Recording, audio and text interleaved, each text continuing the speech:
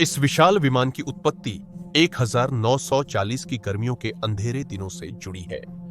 France ने विशाल मैजिनो line की बदौलत जर्मन सेना को अपनी सीमाओं से बाहर रखने की उम्मीद की थी, परंतु अंततः यह अप्रभावी साबित हुआ क्योंकि जर्मन सैनिकों ने इसे पार कर लिया या नीचे के देशों पर हमला करके पार किया। जंकर जू 52 परिवहन का उपयोग करके पैराट्रूपर्स को उतारा और आपूर्ति की। जर्मन नेतृत्व भी हैरान था कि फ्रांस इतनी जल्दी कैसे पराजित हुआ। यह एक चौंकाने वाली जीत थी। लेकिन अब समस्या यह थी कि ब्रिटेन ने पश्चिमी यूरोप में जर्मन प्रभुत्व स्वीकारने से इनकार कर दिया, जैसा हिटलर ने सोचा था, और युद्ध जारी रखा, जिससे फ्यूहरर को ब्रिटेन पर हमले का आदेश देना पड़ा। और ऑपरेशन सी लोयन योजना को जल्दबाजी में तैयार किया गया था, जबकि जर्मन लुफ्तवाफे अभी भी इंग्लैंड के आसमान पर नियंत्रण के लिए रॉयल एयर फोर्स से लड़ रहा था। ब्रिटेन पर आक्रमण में हवाई इकाइयों की महत्वपूर्ण भूमिका की उम्मीद थी, परंतु इंग्लिश चैनल ने पुनः पूर्ति में एक बड़ी बाधा बनाई, जिससे हवाई लॉजिस्टिक प्रयास अत्यधिक बढ़ गया। इस तरह लुफ्तवाफे ने जंकर और मेसर्स चैमिट कंपनियों से संपर्क कर ऐसे ऑपरेशन के लिए विशेष भारी लिफ्ट विमान बनवाने का प्रयास किया। 1940 के लिए विनिर्देश अत्यधिक मांग वाले थे, जिसमें विमान को या तो 88 मिलीमीटर एंटी एयरक्राफ्ट गन या पैंजर तीसरा मध्यम टैंक ले जाने की आवश्यकता थी। लागत को कम करने और निर्माताओं पर बोझ कम करने के लिए यह निर्णय लिया गया कि इस भूमिका को एक ग्लाइडर द्वारा पूरा किया जा सकता है, पावर्ड विमान के बजाय। जंकर ने अपने जू 322 को प्रस्तुत किया, जो पूरी तरह से लकड़ी का उपयोग करता था, जैसा कि उस समय कई सैन्य ग्लाइडरों के मामले में था। वहीं मेसर्स चैमिट ने स्टील फ्रेम डिजाइन अपनाया, जिसमें धड़ के लिए कपड़े की परत और लकड़ी के पंख थे। लुफ्तवाफे ने अंततः मेसर्स चैमिट डिजाइन को चुना और मूल रूप से ME263 नामित किया। इससे पहले कि ME321 पर स्थिर हो गया, यह पहली बार 25 फरवरी 1941 को हवा में गया। आज के मानकों से भी ME321 की विशेषताएं प्रभावशाली है। विमान का विशाल पंख फैलाव 55 मीटर था, लंबाई 28.45 मीटर थी और यह 10.5 मीटर ऊंचा था। संदर्भ के लिए यह इसे आधुनिक C-130J सुपर हेरक्युलिस ट्रांसपोर्टर के लगभग उतना ही लंबा बनाता था, जबकि इसका पंख फैलाव काफी लंबा था, जिसमें अतिरिक्त 15 मीटर थे। भारी कार्गो ले जाने के लिए धड़ ने एक गोल डिजाइन अपनाया, जिसे 200 सैनिकों के 2 डेक ले जाने के लिए पुनः विन्यस्त किया जा सकता था। कार्गो को नाक के 2 बड़े दरवाजों से एक रैंप द्वारा लोड किया जाता था। 21,800 किलोग्राम तक का कार्गो ले जाया जा सकता था, जो कि C-130J से लगभग 3,000 किलोग्राम अधिक था। शुरुआत में ME321 का लैंडिंग गियर टेक ऑफ के बाद गिरने के लिए डिजाइन किया गया था, जिससे लैंडिंग के दौरान वह स्किड्स पर फिसलता था। ग्लाइडर्स के लिए यह असामान्य नहीं था, लेकिन बाद के संस्करणों में स्थिर अंडरकारेज अपनाया गया, जिससे लैंडिंग सुरक्षित हुई। ME321 का लैंडिंग इस विशाल विमान के संचालन की चुनौती का सिर्फ आधा हिस्सा था। शुरुआत में इसे हवा में उठाना पड़ता था और द्वितीय विश्व युद्ध के अन्य सैन्य ग्लाइडर्स की भांति एक पावर्ड विमान द्वारा खींचा जाता था। ME321 के लिए पसंदीदा ट्रैक्टर विमान जंकर JU-89 एयरलाइनर था, लेकिन इनकी कमी के कारण ME321 बेड़े के समर्थन हेतु कुछ कट्टरपंथी विकल्पों पर विचार किया गया। समाधान के रूप में 3 मेसर्समिट BFX-110 लड़ाकू विमानों का उपयोग किया गया।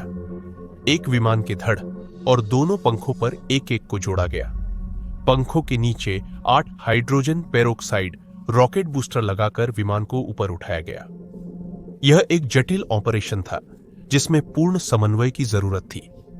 एक गलत कदम आपदा ला सकता था, जैसा कि ग्लाइडर के संचालन के शुरुआती दिनों में हुआ, जब एक विमान के रॉकेट संतुलन में फायर करने में विफल रहे, जिससे विशाल विमान मार्ग से हटकर टो विमान को साथ खींच लिया। इस दुर्घटना में 9 वायु सैनिक और 120 पैदल सैनिक मारे गए, जो इतिहास की सबसे खराब हवाई आपदा थी, जब तक 1960 में न्यूयॉर्क में मध्य हवा टकराव नहीं हुआ। एक और विकल्प था हेंकेल HE-111 जिद। हाँ, यह बिल्कुल वैसा ही है जैसा दिखता है। 2 हेंकेल H1111 जुड़वां इंजन वाले बम वर्षक जो बीच में एक 5वें इंजन से जुड़े थे। He-111 Ju-90 के अनुपलब्ध होने पर सर्वोत्तम विकल्प था। हालांकि फिर से Me-32 संचालन का समर्थन करने के लिए उनमें से पर्याप्त नहीं थे। 12 बनाए जा रहे थे, जिनमें से 8 युद्ध के दौरान या तो मार दिए जाएंगे या जमीन पर मित्र देशों के विमानों द्वारा पकड़े जाएंगे। हवा में जाने के बाद भी इन प्रभावी विमानों के चालक दलों की समस्याएं खत्म नहीं हुई। शुरुआत में पावर्ड फ्लाइट कंट्रोल्स की कमी के कारण विशाल विमान संभालना मुश्किल था, इसलिए एक और पायलट जोड़ा गया और ट्रेलिंग एज फ्लैप्स के लिए मोटराइज्ड सहायक उपकरण लगाए गए। BF-110 मामले में टग से मुक्त होने के बाद यह बहुत धीमा था, जिससे 1941 में सेवा में आने पर यह आधुनिक लड़ाकू विमानों के लिए आसान निशाना बन गया। मशीन गनें 20 मिलीमीटर तोपों की तुलना में कमजोर थी, जो 350 मील प्रति घंटे की गति वाले RAF स्पिटफायर द्वारा प्रयोग की जाती थी। अतः इन्हें तभी प्रभावी तरीके से इस्तेमाल किया जा सकता था जब लुफ्तवाफे के पास युद्ध क्षेत्र पर पूर्ण वायु प्रभुत्व होता या युद्ध के शुरुआती दौर में रात के वक्त।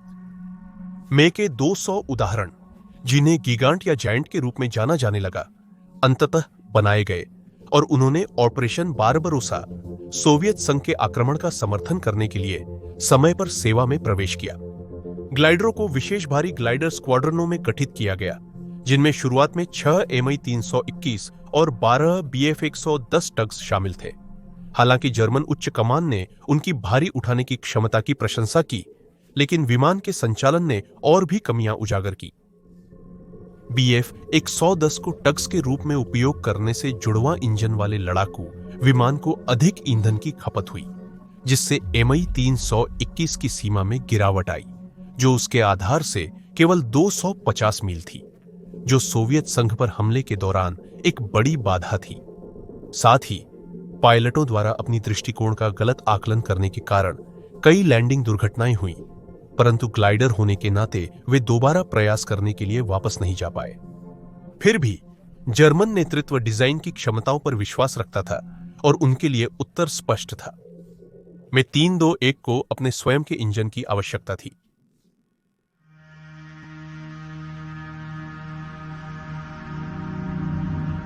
सेवा में आने के तुरंत बाद ही Me-321 को एक संचालित विमान में बदलने की योजनाएं शुरू हो गई। सवाल था कि इस भारी विमान में कौन से इंजन लगाए जाए और प्रत्येक एयरफ्रेम को कम से कम 4 इंजनों की जरूरत होगी। 1941 में जर्मन नेता लुफ्टवाफे के एरो इंजन उत्पादन को लेकर चिंतित थे।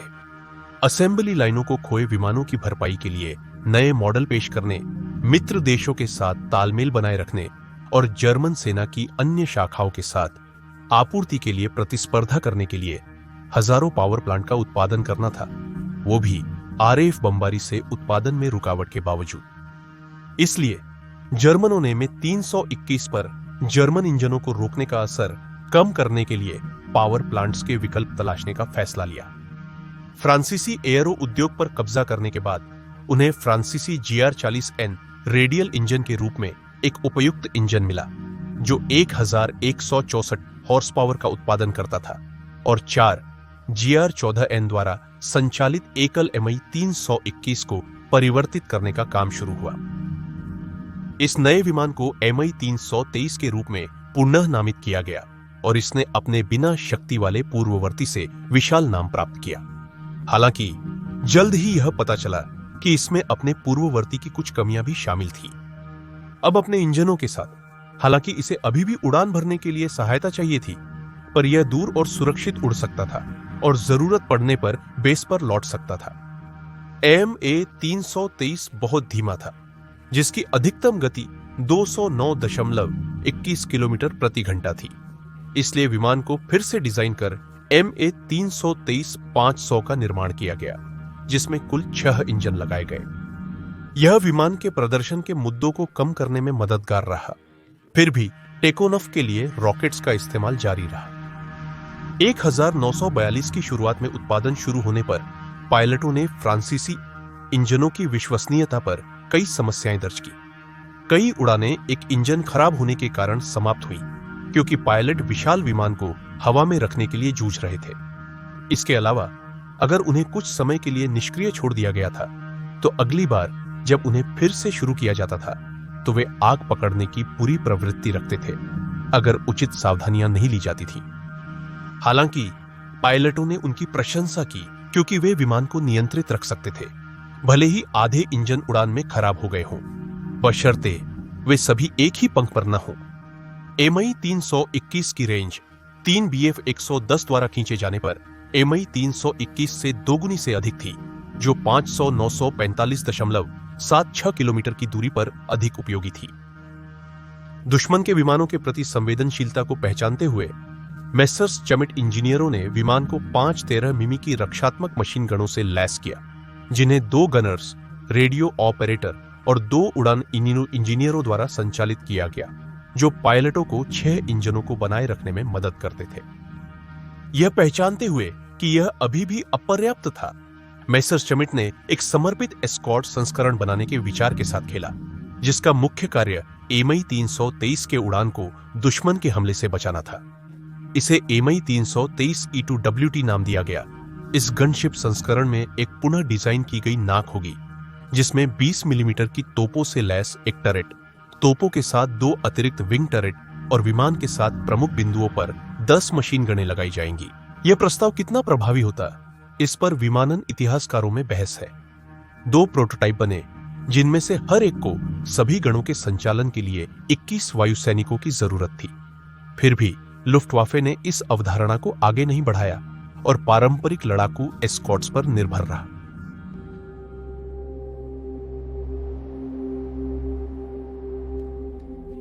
MA 321 को नए निर्माण शुरू होने से पहले MA 323 में परिवर्तित किया गया था।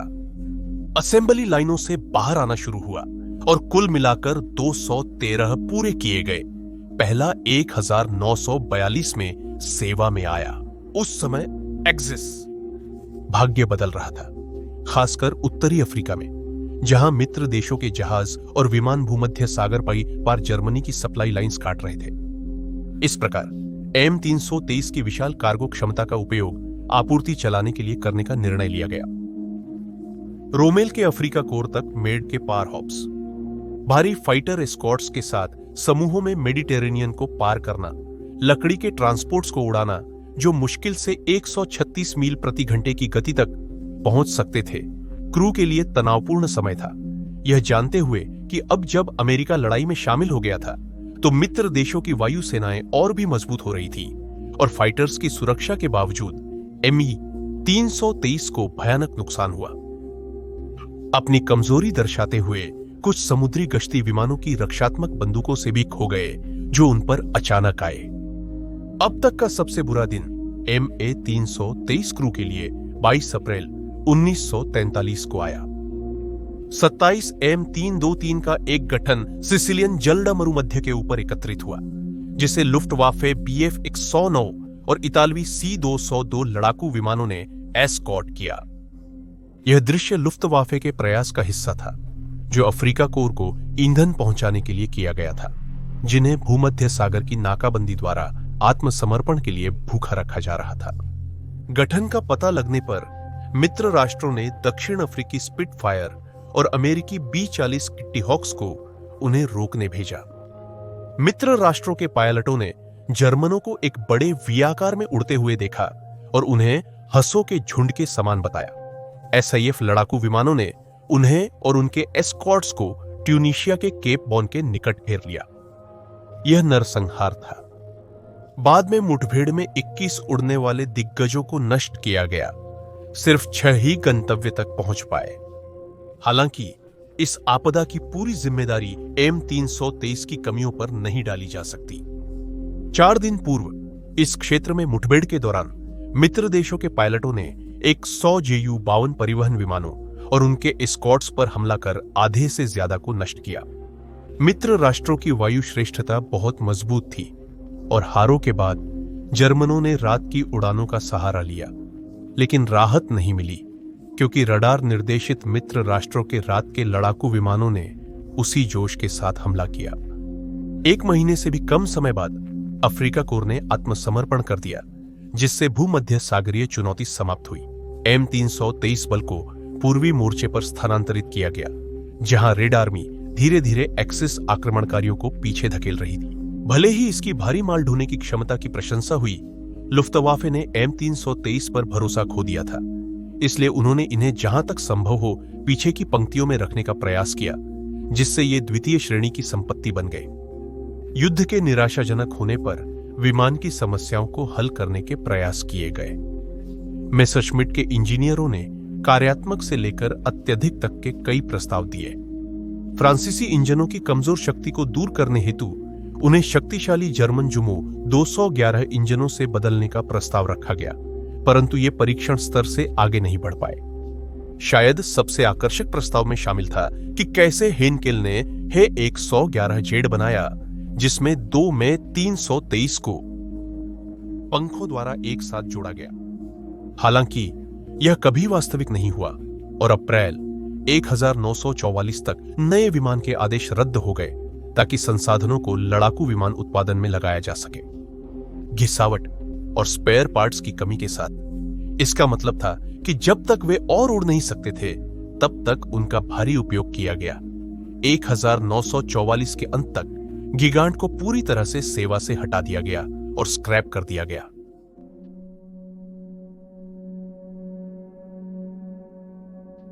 इतिहासकारों और विमानन प्रेमियों के लिए दुख की बात है कि आज केवल एक ही पूरा उदाहरण बचा है। हालांकि यह इटली के द्वीप ला मडालेना के पास समुद्र में एक मलबे के रूप में है।